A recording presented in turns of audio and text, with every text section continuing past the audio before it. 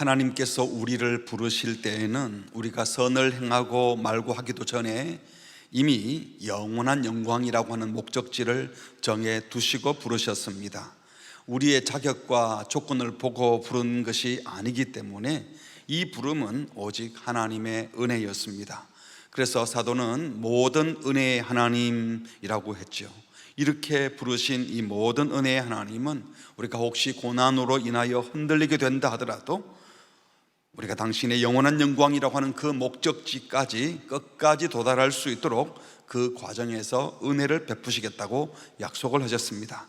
그래서 잠깐 고난당한 너희를 이라고 하시면서 지금 당하는 고난이 아무리 힘들다 하더라도 영원한 영광과 비교하면 잠깐이라는 것을 기억하고 고난 때문에 믿음을 잃지 말라고 격려하신 겁니다.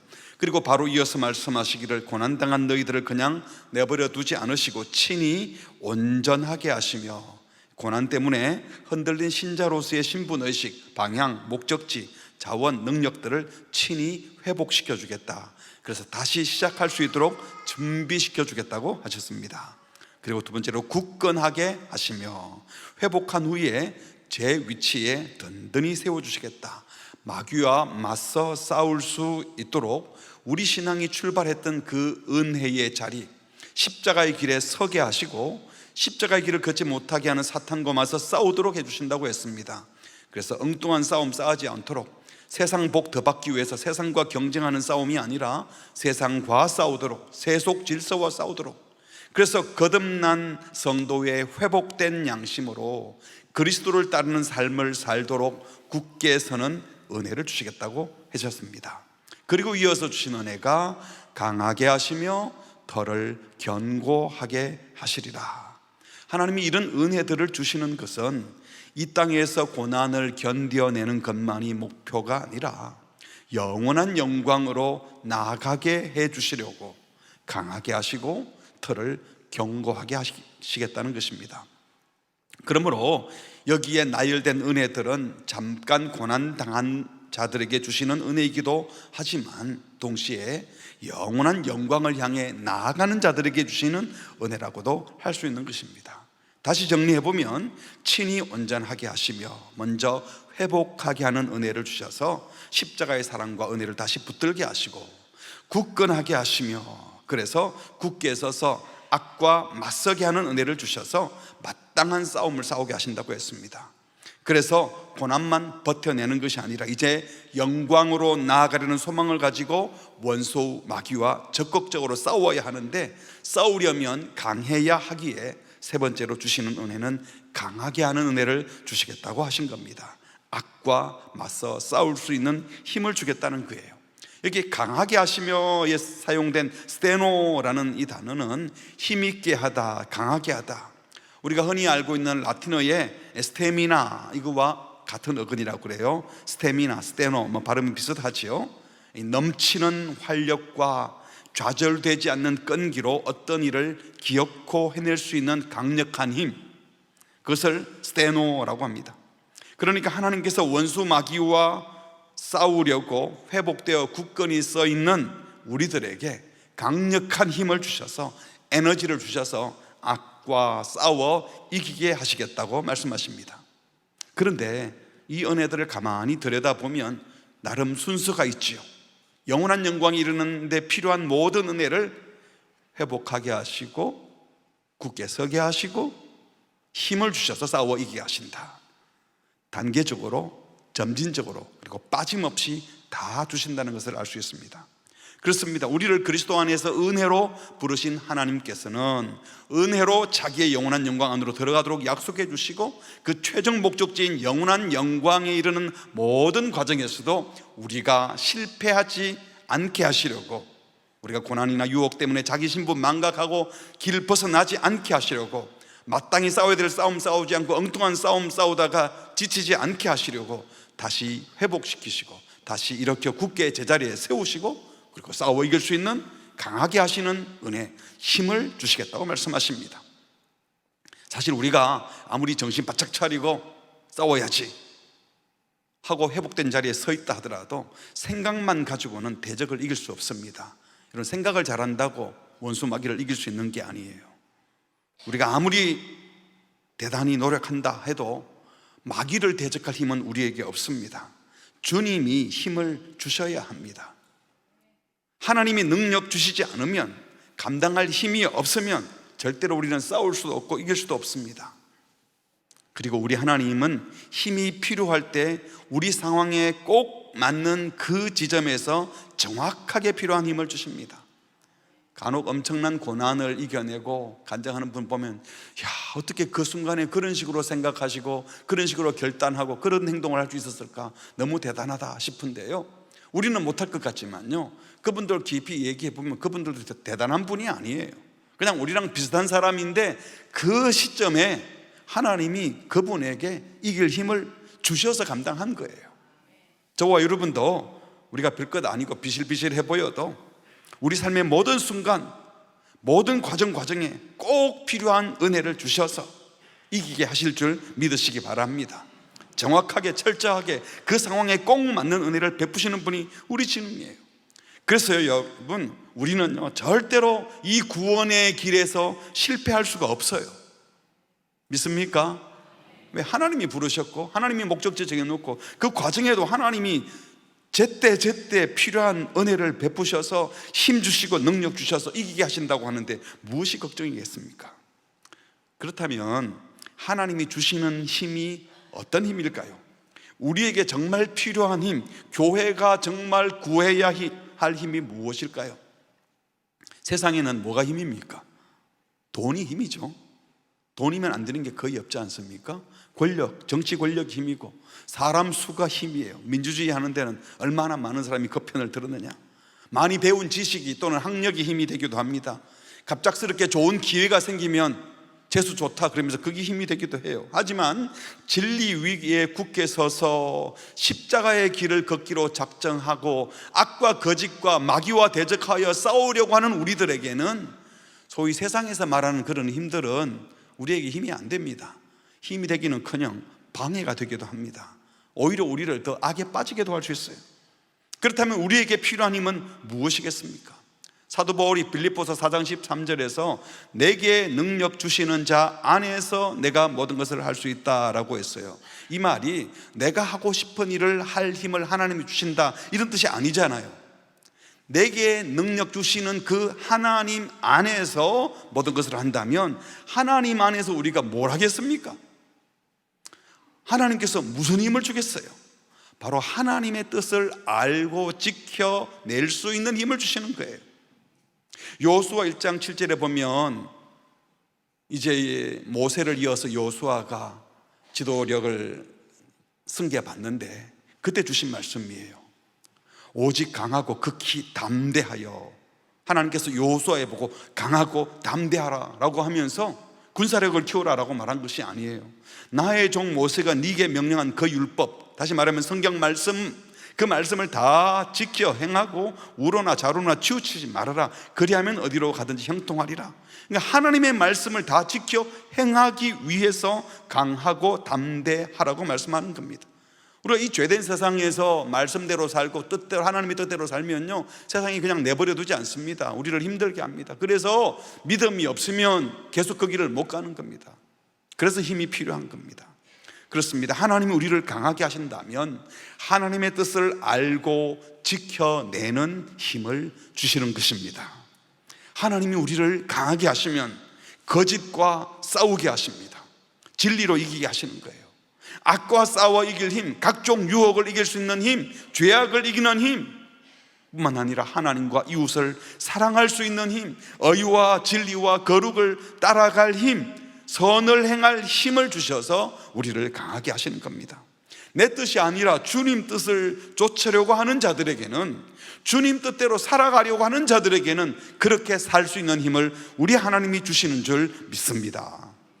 그렇다면 이렇게 주님의 뜻대로 살아갈 수 있는 힘은, 거짓의 세력과 싸워 이길 수 있는 힘은, 세상을 이기는 힘은 다른 것이 아니라 바로 그 하나님을 아는 지식입니다.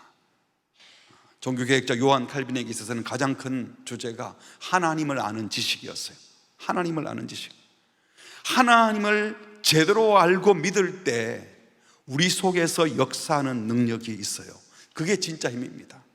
다시요, 우리가 하나님을 아는 것처럼 생각해도 잘 몰라요. 근데 하나님의 말씀을 통해서 제대로 알고 하나님의 그 오묘하신 하나님의 계획과 성품과 하나님의 섭리를 제대로 알고 그 하나님을 믿을 때 우리 속에서 역사하는 능력, 이것이 진짜 힘입니다.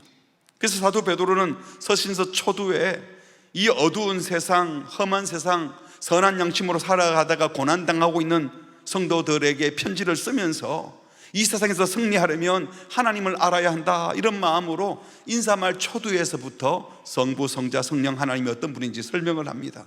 2절에 보니까 곧 하나님 아버지의 미리 아심을 따라 성령이 거룩하게 하심으로 순종함과 예수 그리스도의 핏부림을 얻기 위하여 택하심을 받은 자들에게 편지하노니 은혜와 평강이 너희에게 더욱 많을지어다.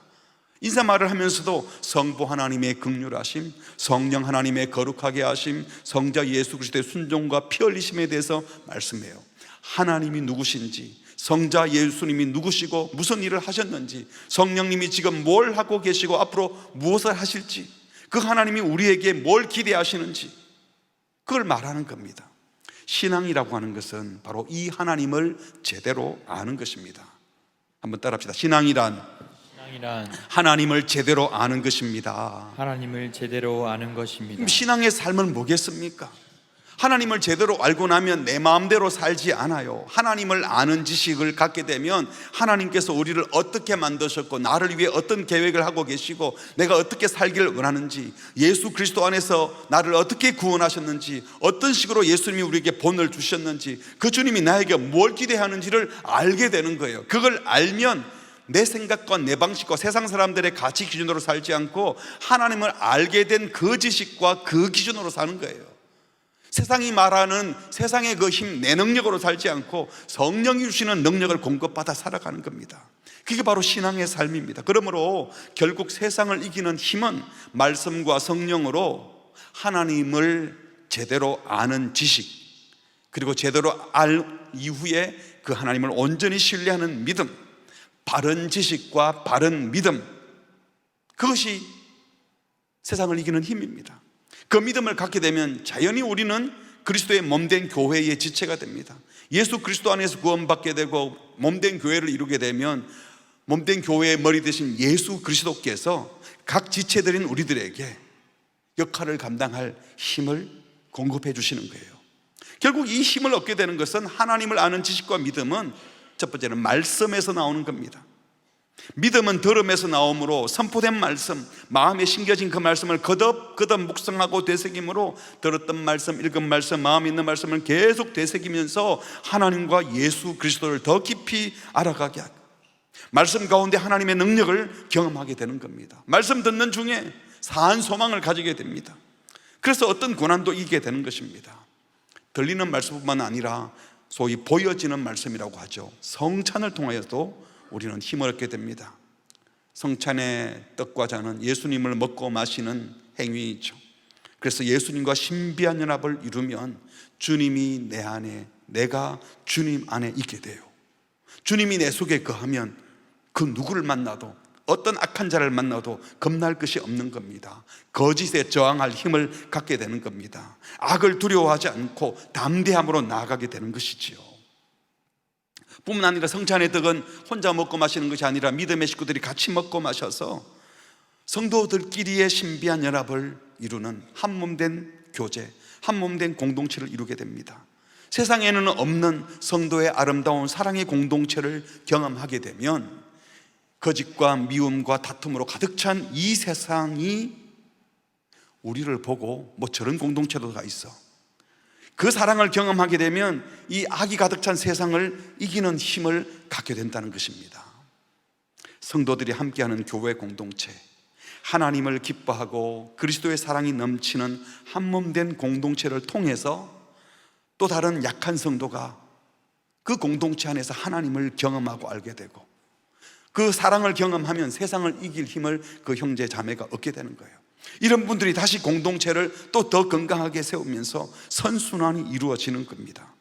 그런 교회가 세상을 이기는 교회가 되고, 그런 교회 공동체의 믿음의 식구들이 세상을 이기는 성도가 되는 겁니다. 그래서 사도는 편지 말미에 이렇게 말씀하셨죠. 베드로전서 4장 7절부터 11절 말씀을 저와 함께 한 절씩 교독합니다. 제가 먼저 7절을 읽겠습니다. 만물의 마지막이 가까이 왔으니 그러므로 너희는 정신을 차리고 근신하여 기도하라. 무엇보다도 뜨겁게 서로 사랑할지니 사랑은 허다한 죄를 덮느니라. 서로 대접하기를 원망 없이 하고 각각 은사를 받은 대로 하나님의 여러 가지 은혜를 맡은 선한 청지기 같이 서로 봉사하라. 만일 누가 말하려면 하나님의 말씀을 하는 것 같이 하고, 누가 봉사하려면 하나님이 공급하시는 힘으로 하는 것 같이 하라. 이는 범사에 예수 그리스도로 말미암아 하나님이 영광을 받으시게 하려 함이니. 같이 합니다. 그에게 영광과 권능이 세세에 무궁하도록 있느니라. 아멘.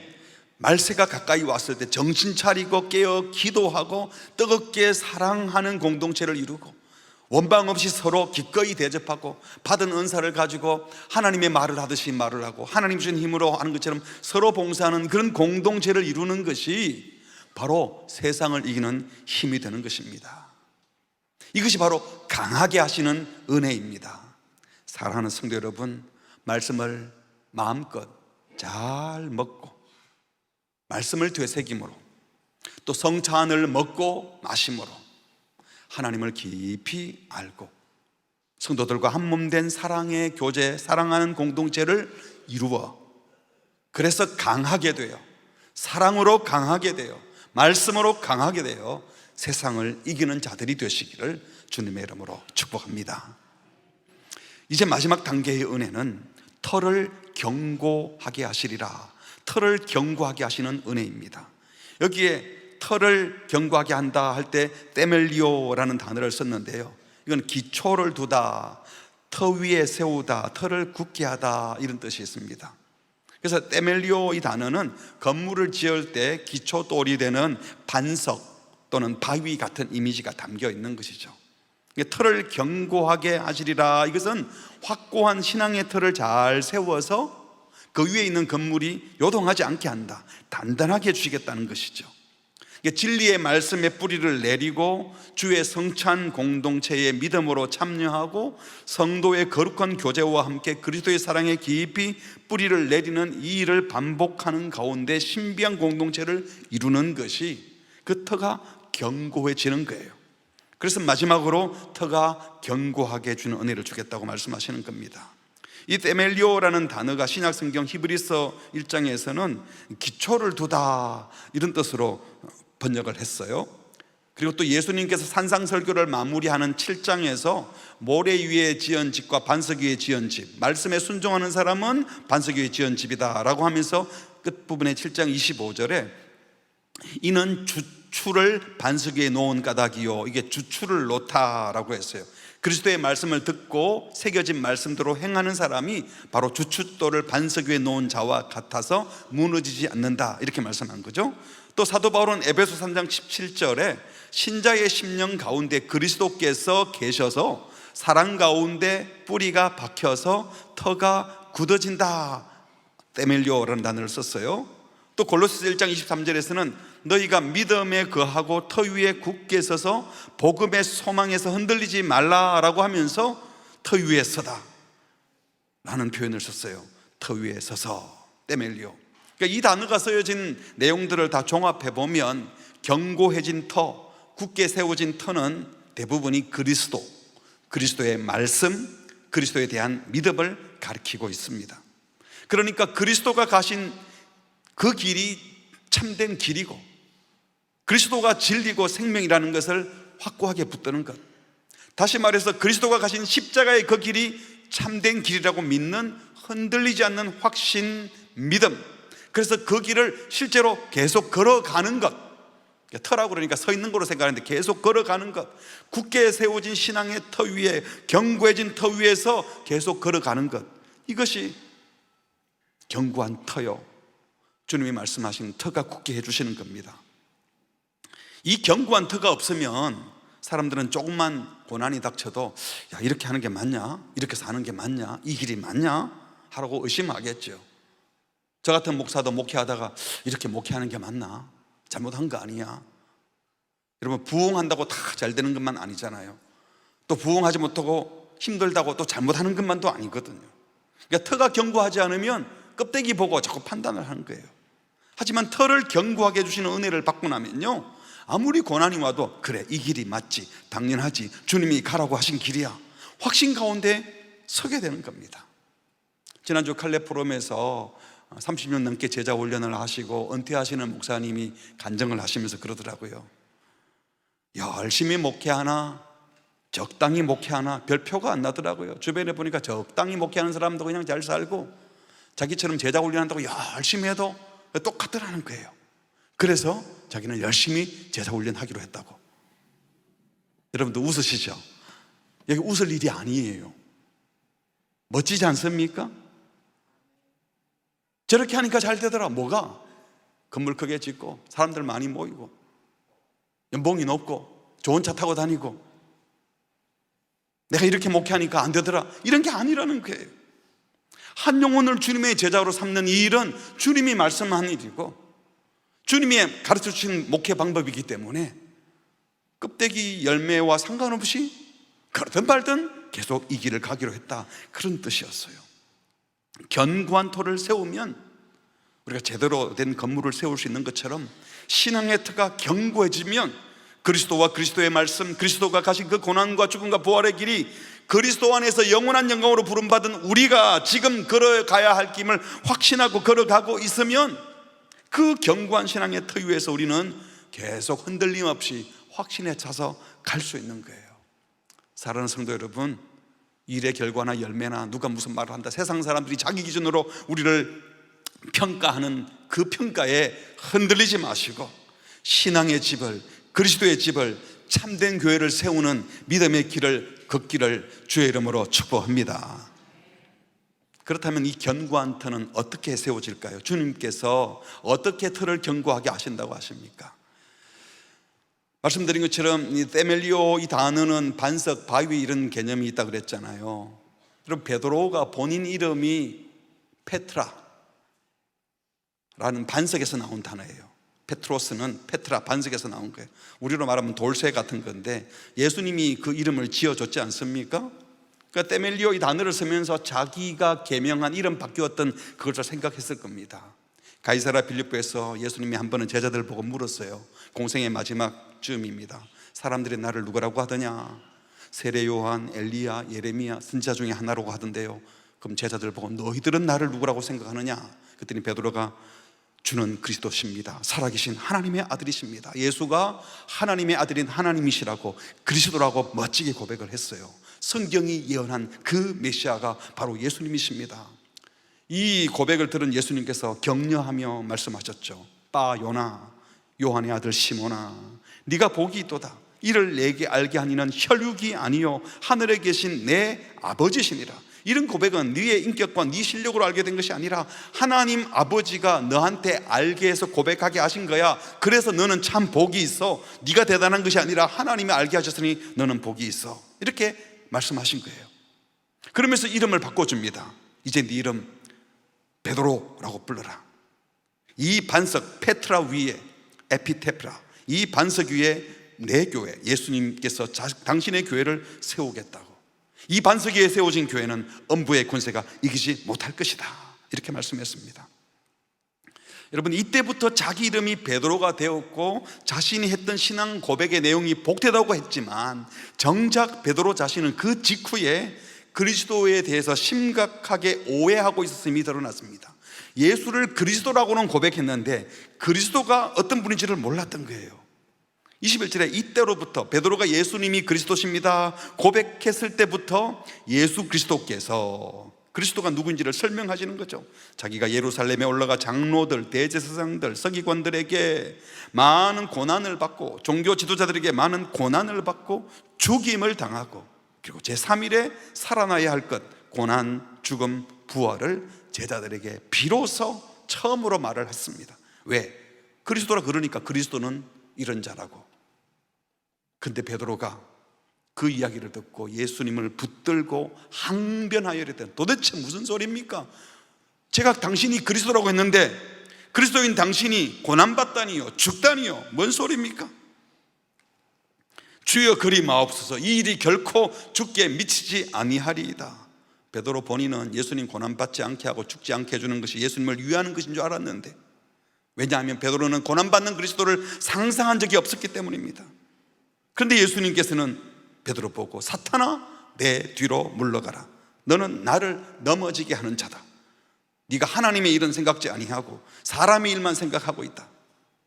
그러면서 제자들에게 말하기를 누구든지 나를 따라오려거든 자기를 부인하고 자기 십자가 지고 나를 따를 것이니라. 누구든지 제 목숨을 구원하고자 하면 잃을 것이요 누구든지 나를 위하여 목숨을 잃으면 찾을 거다. 바른 신앙 고백했다고 베드로란 이름을 받은 직후에 고난받는 그리스도를 이해하지 못하고 예수님께 항변했다가 사탄아 내 뒤로 물러가란 말을 들었으니 베드로가 이것을 잊을 리가 없는 거예요. 베드로는 고난의 의미를 전혀 이해하지 못했습니다. 예수님이 십자가에 달려 돌아가시는 그 순간까지도 이해하지 못했습니다. 하지만 예수님이 3일 만에 부활하시고 난 이후에 그 누구보다 깊이 고난의 의미를 깨닫게 되었습니다. 이렇게 부활하시려고 고난받으셨고, 이렇게 부활하시려고 죽으셨구나. 우리 죄를 사하시려고 고난받고 죽으시고 부활하신 것이, 이게 바로 성경이 말한 메시아였구나. 성령 강림 이후에 이 예수님을 알고 난 다음에는 본인도 다양한 갖가지 고난을 받게 됩니다. 그래서 고난 때문에 무너진 것이 아니라 이 고난을 통과하면서 터가 견고해지는 은혜를 받고 비로소 자기의 이름대로 반석 같은 신앙을 갖게 된 겁니다. 다시 말해서 고난을 통과하면서 십자가와 부활의 의미가 더 선명해졌고, 부활을 목적하면서 고난의 의미도 더 분명해진 것입니다. 이런 경험을 했던 베드로이기에 베드로전서가 씌어질 당시 예수님 믿는 것 때문에 고난받고 있는 형제들에게 담대히 말을 했습니다. 여러분 곧 고난이 없어질 겁니다. 이런 말을 한 것이 아니라 베드로전서 2장 21절에 이를 위하여 너희가 부르심을 받았으니, 이를 위하여가 뭡니까? 바로 앞에 19절에 보면 부당한 고난을 받아도 잘 참으면 이거 하나님이 기뻐하신다. 20절에는 선을 행함으로 고난받는 일이면 이거는 좋은 일이다. 이를 위하여, 이런 말도 안 되는 고난 받도록 하기 위하여 너희가 부름을 받았는데 예수님이 먼저 그 앞길을 가셨다. 그리스도도 너희를 위하여, 우리 때문에 우리를 위하여 고난을 받으사 우리에게 본을 끼쳐서 그 본을, 그 자취를 따라오게 하시려고 그 길을 가셨다.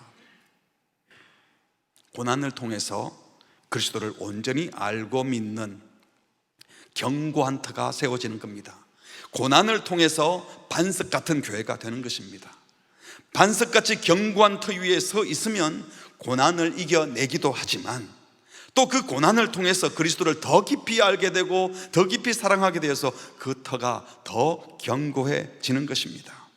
여기서 중요한 것은요, 이 견고한 터, 그러니까 자꾸 막 이 땅바닥에 이 지구상에 세우는 것처럼 생각할지 모르지만 이 견고한 터 위에 세워진 교회, 반석 같은 교회는 이 땅에 뿌리 내리고 이 땅에 정착한 교회가 아니라는 거예요.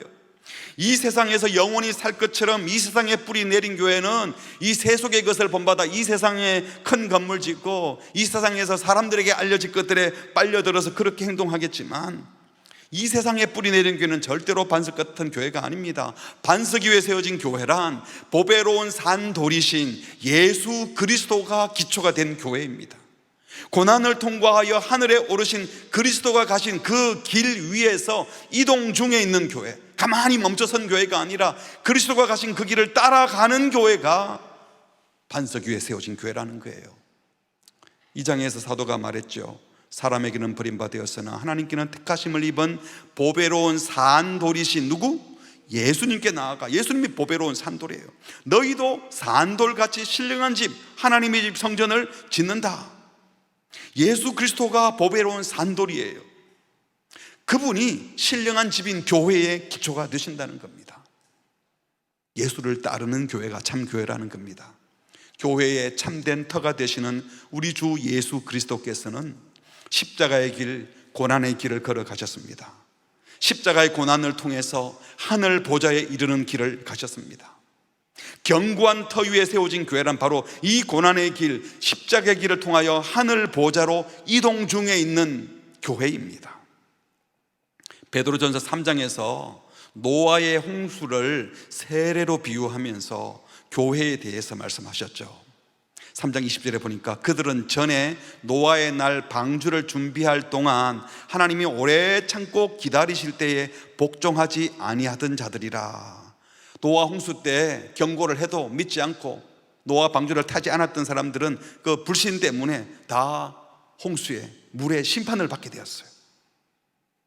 근데 방주에서 물로 말미암아 구원을 얻은 자가 몇 명뿐이니, 여기 보니까 물에서 구원받았다 하지 않고 물로 말미암아 구원받았다고 했어요. 이전에 한번 드렸던 말씀입니다.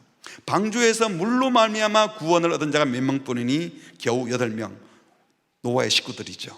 그러니까 이 홍수의 물은 심판의 물일 뿐만 아니라 세례를 가르치는 구원의 물도 되는 겁니다. 물은 예수 그리스도께서 부활하심으로 말미암아 이제 너희를 뭐하는 표? 구원하는 표니 곧 세례라. 세례를 받을 때 우리가 물속에 들어갔다가 나오는 것은 죽음과 다시 살아남을 표시하는데, 믿지 않는 자들은 물의 심판의 물이 되어버리지만 믿는 자들은 다시 살아나는 세례, 구원의 표징이 된다는 거예요. 이 세례는 육체의 더러운 것을 제하는 목욕 같은 것이 아니라 하나님을 향한 선한 양심의 강구, 우리 몸에 때를 지우는 것이 아니라 우리의 속사람이 바뀌어져서 선한 양심으로 사는 것이라는 거다. 그는 하늘에 오르사 우리 주님 하나님 우편에 계시니 천사들과 권세들과 능력들이 그들에게 복종하느니라. 당시 방주가 홍수라고 하는 하나님의 심판의 바다 위를 떠다니다가 아라라산 그 목적지에 올라갔잖아요. 그게 딱 다다랐어요. 반석 위에 선 교회는 그처럼 그리스도와 연합하는 홍수 세례를 통해서 세워진 교회, 그리스도와 함께 고난받고 함께 죽고 또 함께 살아나는 것을 통과해서 세워진 교회를 말하는 겁니다. 그래서 이 교회는 이 세상의 흉흉한 심판의 바다 위를 떠나면서 이 세속의 물결에 빠져 물들어 살지 않고 선한 양심으로 하나님께서 거듭난 영혼들에게 주신 새로운 양심으로 죄된 세상과 싸우며 살아간다는 겁니다. 결국 이 땅에 정착해서 여기서 무언가 얻으려고 하는 교회, 세상에 뿌리 내린 교회가 반석 위에 세워진 교회가 아니라 그리스도와 함께 하나님의 나라 하늘 보좌로 이동 중에 있는 교회가 바로 터가 견고해진 교회, 반석 위에 서 있는 교회라는 겁니다. 베드로전서 3장 18절에 그리스도께서도 단번에 죄를 위하여 죽으사 의인으로서 불의한 우리를 대신하셨으니 이는 우리를 누구 앞으로? 하나님 앞으로 인도하려 하심이라. 육체로는 죽임을 당하시고 영으로는 살리심을 받으셨으니, 이게 의인으로 불의한 자를 대신하여 죽으신 그리스도 때문에 우리가 구원을 받았고 그 그리스도를 따르는 자, 그 그리스도와 연합하여 살아가는 자들이 교회인 거예요. 이 교회를 누구 앞으로 인도한다고요? 하나님 앞으로 인도하셔요. 지금 하늘 보좌로 우리는 이동 중에 있습니다. 여기 육체로는 죽임을 당하시고 영으로는 살림을 받았다, 이 말을 오해하면 예수님이 육체로 죽임 당하고 부활 안 한 것처럼 생각하는데, 여기서는 그런 의미이기보다 예수님께서 육체로 죽임을 당하실 때 육적인 것, 물질적인 것, 이 세속적인 것에는 다 죽임을 당하여서 손해보고 다 잃더라도 영으로는 살림을 받으셨으니 영적인 것으로 살림을 받아서 이제는 썩어 없어질 이 땅의 것들의 마음 빼앗기지 않고 영적인 것, 영원한 것으로 살다가 당신의 영원한 영광 안으로 들어가는 교회가 되게 하셨다는 겁니다. 그래서 교회는 이 땅에 속하지 않고 하늘에 속한 자들입니다. 지상의 모든 교회는 여기에 정착해서 안 되고 하늘에 뿌리를 내리고 있어야 돼요. 하늘로 여행 중에 있는 교회가 참 교회입니다. 예수님이 그렇게 하셨기에 그 예수님을 따르는 자들인 교회도 어떻게 해서든 이 세상에서, 이 세상 사람들이 만들어둔 곳에서 재밌게 정착하여 살기 위해서 있는 것이 아니라 우리는 주님을 따라 하늘을 향하여 고난을 통과하며 여행길에 들어서 있는 줄 믿으시기 바랍니다. 모든 은혜의 하나님께서는 결국 우리를 그리스도 안에서 부르시고 그리스도 안에서 구원받고 그리스도와 연합하게 하시고 그리스도를 따라가다가 영원한 영광에 이르게 해주시는데 우리는 그 과정 중에 있습니다. 터를 견고하게 하신 은혜는 바로 이 과정, 이 방향이 너무 분명하고 확실해서 이 길에서 벗어나지 않게 해주신다는 겁니다. 이 은혜를 간구하며 말씀의 뿌리를 내리시기 바랍니다. 이 세속적인 것에 뿌리 내지 말고 반석 대신 그리스도께 뿌리를 내리시고 그리스도가 가신 길을 함께 걸어가시기 바랍니다. 교회 공동체 안에서 그리스도의 사랑을 더 깊이 경험함으로 견고하여 흔들림 없이 함께 하나님이 부르시는 그 영원한 영광으로 기꺼이 나아가는 우리 모두가 되시기를 주의 이름으로 축복합니다. 이런 모든 은혜의 하나님을 알게 되면 우리가 할 수 있는 것은 찬양밖에 없지요. 이 모든 편지의 결말은 하나님의 영광과 존귀를 찬송하는 송영, 닥살러지, 송영이 터져 나옵니다. 권능이 세세 무궁토록 그에게, 그리스도에게, 하나님께 있을지어다. 아멘. 이게 권능이, 크라토스, 이 단어는요 신약 성경에서 오직 하나님께만 사용된 단어로 온 우주를 지배하시는 하나님의 권위와 능력을 노래합니다. 하나님의 힘이, 하나님의 능력이, 하나님의 권세와 하나님의 주권이 그에게 영원토록 있기를 바란다. 이 말은 악이 존재하는, 수많은 악이 현존하는 이 세상을 당신께서 당신의 권능으로 다스려 주기를 바랍니다. 통치해 주시기를 바랍니다. 그 노래를 부르는 거예요. 또 다르게는 하나님이 통치해 주십시오, 간절히 기도하는 것이기도 합니다. 하나님께서는 우리를 그리스도 안에서 은혜로 부르시고 부르실 때부터 영원한 영광 안에 들어가도록 작정해 두시고, 이렇게 은혜 받은 우리가 잠깐 고난받아서 약해서 잠시 깜빡하고 우리가 얼마나 영광스러운 존재인지 망각하고 세속에 빠져서 허덕이기도 하지만 그들을 다시 회복시키고 이렇게 세워주시고 아까 맞서 싸울 힘을 주시고, 그리고 그 길을 계속 갈 수 있도록 신앙의 뿌리를 그리스도께 내리게 하시고 말씀의 뿌리를 내리게 하시고 이 세상의 뿌리를 내리지 않고 그리스도가 가신 길을 가도록 흔들림 없도록 우리를 지켜주신다고 약속하셨습니다. 이 약속 앞에 우리는 주님을 찬양합니다. 주님 감사합니다 라고 밖에 할 수 없는 거예요. 여러분, 에스겔 37장에 보면 선지자가 환상을 보았잖아요.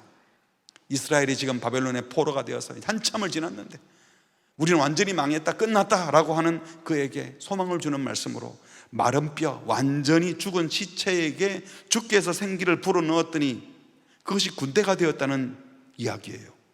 에스겔 37장입니다 1절부터 제가 한번 읽어드릴게요. 여호와께서 권능으로 내게 임재하시고 그의 영으로 나를 데리고 가서 골짜기 가운데 두셨는데 거기 뼈가 가득하더라. 나를 그 뼈 사방으로 지나가게 하시기로 본즉 그 골짜기 지면에 뼈가 심이 많고 아주 말랐더라. 그가 내게 이르시되 인자야, 이 뼈들이 능히 살 수 있겠느냐 하시기로 내가 대답하되 주 여호와여 주께서 아시나이다. 또 내게 이르시되 너는 이 모든 뼈에게 대언하여 이르기를 너희 마른 뼈들아 여호와의 말씀을 들을지어다. 주 여호와께서 이 뼈들에게 이같이 말씀하시기를 내가 생기를 너희에게 들어가게 하리니 너희가 살아나리라. 너희 위에 힘줄을 두고 살을 입히고 가죽으로 덮고 너희 속에 생기를 넣으리니 너희가 살아나리라. 또 내가 여호와인 줄 너희가 알리라 하셨다 하라. 이에 내가 명령을 따라 대언하니 대언할 때에 소리가 나고 움직이며 이 뼈 저 뼈가 들어맞아 뼈들이 서로 연결되더라. 내가 또 보니 그 뼈에 힘줄이 생기고 살이 오르며 그 위에 가죽이 덮이나 그 속에 아직 생기는 없더라. 또 내게 이르시되 인자야, 너는 생기를 향하여 대언하라. 생기에게 대언하여 이르기를 주 여호와께서 이같이 말씀하시기를 생기야, 사방에서부터 와서 이 죽음을 당한 자들에게 불어서 살아나게 하라 하셨다 하라. 함께 할까요? 이에 내가 그 명령대로 대언하였더니 생기가 그들에게 들어가매 그들이 곧 살아나서 일어나 서는데 극히 큰 군대더라. 생기가 그들에게 들어가매 그들이 곧 살아나서 일어나 서는데 극히 큰 군대더라. 지금 사도 베드로가 말씀하는 그 순서대로죠. 지금도 하나님은 마른 뼈 같은 우리들, 전혀 가망 없는 우리를 그리스도의 말씀으로 성령으로 다시 살게 하십니다. 죽은 것 같은 자리에 있던 자들을 일으켜 회복시키셔서 견고하게 서게 하시고 강하게 하시고 견고한 터 위에 서게 하셔서 흔들림 없이 믿음의 길을 걷게 하시는 분이 우리 주 예수 그리스도, 우리 하나님이심을 믿으시기 바랍니다. 다시 살리는 분도 우리 주님이십니다. 견고하게 하시는 분도 우리 주님이십니다. 능력 주셔서 힘 주셔서 싸워 이기게 하시는 분도 우리 하나님이시오. 털을 견고하게 하셔서 계속 그 길을 가다가 영원한 영광의 목적지까지 인도하시는 분도 우리 주님이신 것을 믿으시기 바랍니다. 말씀을 맺습니다. 우리는 겨우 고난만 견뎌내려는 인생이 아니라 영원한 영광을 향해 나아가고 있는 인생들입니다.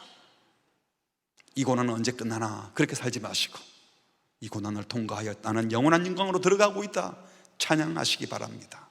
어떤 경우에도 그 목적지에 이를 수 있도록 은혜 주시는 우리 하나님을 더 깊이 알기 위해서 말씀과 성령의 능력을 받고 말씀을 묵상하고 말씀을 듣고 또 성찬 공동체를 통하여 뜨겁게 사랑하며 주님과 연합할 뿐만 아니라 성도들이 연합하는 가운데 하나님이 주시는 새로운 힘을 얻으시기 바랍니다. 지금 세상을 이기는 힘은 바로 주님과 연합하며 사랑하는 공동체를 이루어 사랑이 없고 거짓이 가득 찬 세상을 싸워 이기는 겁니다. 또한 세상에 뿌리 내리지 않고 우리는 하늘 영광을 이미 가진 자로서 그 영광을 향해 가는 중에 있는데, 털을 견고하게 하는 것은 가만히 멈춰서는 것이 아니라 길을 놓치지 않고 그 길을 꿋꿋이 끝까지 걸어가는 것입니다.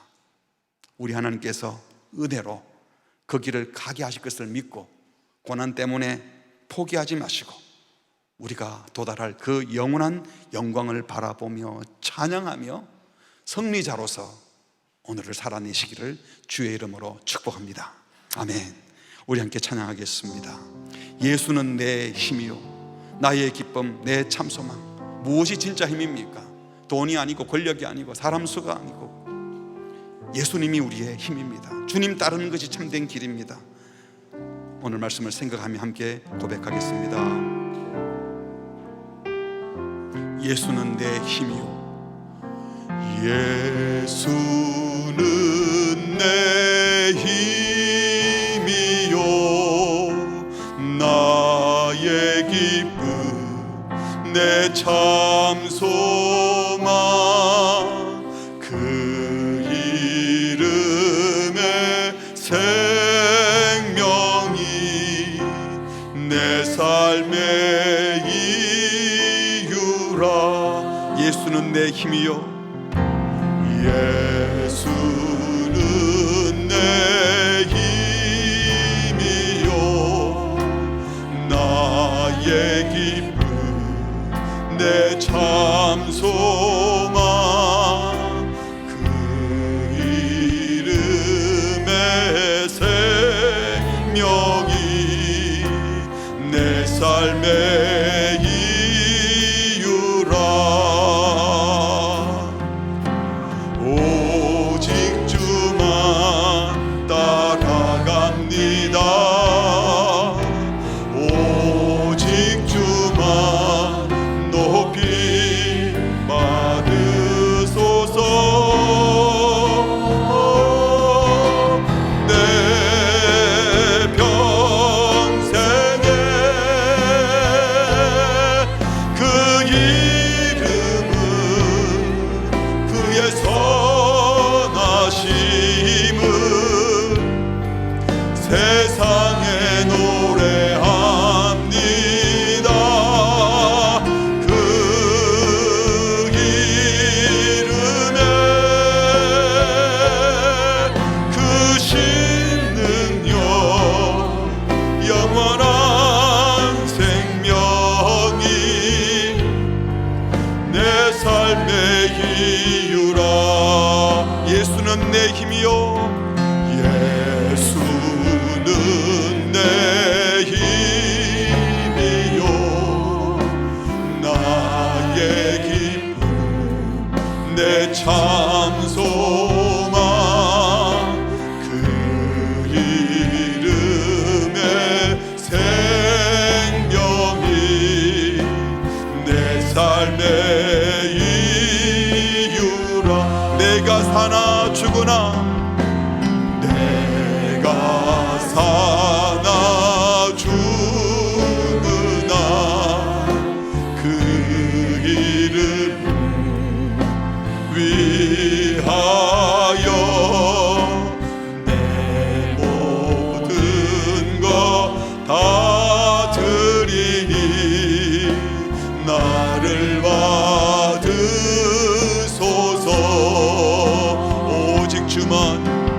오직 주만 따라갑니다. 오직 주만 높이 받으소서. 내 평생에 그 이름은 그의 선하심은 세상에 노래합니다. 그 이름에 그 신은요 영원한 생명이 내 삶의 이유라. 내 평생에 내 평생에 그 이름은 그의 선하심은 세상에 노래합니다. 그 이름에 크신 능력, 크신 능력, 영원한 생명이 내 삶의 이유라. 우리 같이 기도하겠습니다. 우리가 고난을 받을 때 이 고난은 언제 끝나나, 너무 힘들어, 언제 통과하지, 이런 마음을 품지 마시고요, 우리는 지금 영원한 영광을 향해 가고 있다 생각을 바꿔보세요. 그리고 이 고난은 우리를 더 견고하게 하시는 하나님의 방편이 됩니다. 그리고 그 고난의 길은 예수님이 가셨던 그 길이기 때문에 우리가 갈 길이다 생각하고 가면 우리는 감당할 수 있습니다. 시간 기도할 때, 주님, 겨우 고난 견뎌내는 인생이 아니라 영광을 향해 달려가는 인생 되게 하옵소서. 하나님께서 그 목적지에 이를 수 있도록 빠짐없이 분명하게, 철저하게, 온전하게 은혜를 주시는 분인데 용기 잃지 말게 하시고 이곳에 있는 동안에 주님을 더 깊이 알게 하옵소서. 공동체를 통해서 더 사랑하게 하옵소서. 주님과 신비한 연합을 이름으로 말미암아 아무도 두려워하지 않고 주님이 내 안에 계신데 주님과 연합한 나는 두렵지 않아 하는 마음으로 이기게 해달라고, 뿐만 아니라 끝까지 이 길을 갈 수 있도록 세상에 뿌리 내지 않고 세상에 정착하지 않고 하늘에 뿌리 내린, 그리스도께 뿌리 내린 자로서 주님 이 길을 계속 갈 수 있도록 주여 함께하여 주시옵소서. 합심해서 같이 기도하시겠습니다. 하나님 아버지, 고난을 겨우 인내내는 인생이 영원한 영광으로 들어가는 인생인 것을 믿습니다. 어떤 경우에도 그 목적지에 이룰 수 있도록 은혜 베푸시는 주님, 하나님 계속 베푸실 때 힘주시는 주님, 다른 것이 힘이 아니라 주님을 알고 주님의 뜻을 따르는 것이 힘인 줄 알고 끝까지 주님을 아는 일에, 주님을 배우는 일에, 주님을 경험하는 일에 모든 것을 드리게 하여 주시옵소서. 하나님 말씀과 성령의 능력으로 힘을 내어 모든 악을 물리치는 자가 되게 하시옵고 성찬 공동체를 통하여 더 뜨겁게 서로 사랑함으로 하나님이 하늘 영광을 이미 가진 자로 이 사랑을 가지고 세상을 이기는 자 되게 하여 주시옵소서. 하나님, 세상은 우리를 계속 유혹하지만 세상이 말하는 길이 아니라 주님이 말씀한 그 길, 주님이 가셨던 그 길이 영원한 영광이 이른 길임을 알고 그 길로 걸어가는 우리 모두가 될 수 있도록 주여 은혜를 베풀어 주시옵소서. 오늘도 이 주일에 기도하는 우리 모든 성도를 한 분 한 분 강하게 하시고 붙들어 주시고 주의 힘을 세워주셔서 이기는 은혜를 허락하여 주시옵소서. 주님 은총을 베풀어 주시옵소서.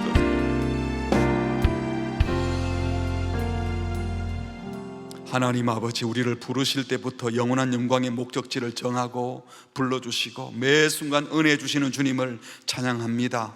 겨우겨우 고난만 버텨내는 인생이 아니라 영원한 영광의 목적지를 향해 가는 그 길에, 주님을 따르는 그 길에 이 고난이 있음을 당연히 여기고 주님 가신 그 길 끝까지 가게 하여 주시옵소서. 하나님, 세상 악과 거짓과 세상의 힘과 싸워 이길 수 있도록 세상 힘이 아닌 말씀과 성령의 능력으로 힘을 내게 하시고 주님을 아는 것이 힘인 줄 알아 주님을 더 깊이 아는 일에 열심을 내게 하여 주시옵고, 무엇보다도 주님과 신비한 연합을 이루는 성찬 공동체, 성도들이 한 몸 된 교제를 이루어서 사랑을 나누는 성찬 공동체를 통하여 거짓과 미움이 가득 찬 세상을 이기는 힘 있는 교회, 힘 있는 성도 되게 하여 주시옵소서. 세상은 늘 우리를 꼬드깁니다. 그 길은 힘든 길이고, 그렇게 해서 아무것도 없다고 우리를 꼬드길 때 우리는 하늘에 정착한 자인 줄 알고 하늘에 목표를 둔 자인 줄 알아 이 땅의 유혹에 흔들리지 않고 터가 견고해진 자로 꿋꿋이 그 길을 걷게 하여 주시옵소서.